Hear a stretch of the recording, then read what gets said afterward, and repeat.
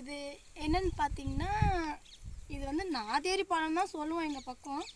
But ஆனால் இது என்னன்னு தெரியல, பேர் தெரியல. இது என்னன்னு தெரியும், பேர் தெரியல. எங்கள் பக்கம் நாதேரி பழம் தான் சொல்லுவோம். இது வந்து நம்ம கன்சீவாக இருக்கிற டைமில் சாப்பிட்டோன்னா குழந்த வந்து நல்லா புஷ்டியாக கலராக பிறக்கும் அப்படின்னு சொல்லுவாங்க. நான்லாம் கூட கன்சீவான டைமில் நிறைய சாப்பிட்ருக்கேன்.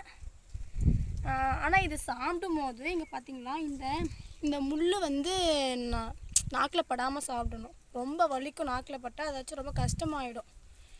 இப்போ வந்து காய் தான் இருக்குது, பழம் இல்லை. பழம் பார்த்திங்கன்னா ஒன்று தான் இருக்குது, பூ வச்சிருக்கு. நம்ம பழம் பார்த்தா கண்டிப்பாக வந்து சாப்பிட்லாம்.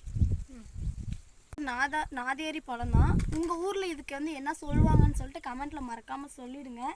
இது கிடைச்சா கண்டிப்பாக சாப்பிடுங்க. வெளியில் எங்கே கிடைச்சாலும் சரி, இல்லை உங்கள் வீட்டாண்டே கிடைச்சாலும் சரி, கண்டிப்பாக சாப்பிடுங்க. இது உடம்புக்கு வந்து ரொம்ப நல்லது. ஆனால் இப்போ காய் தான் இருக்குது, பழம் இல்லை.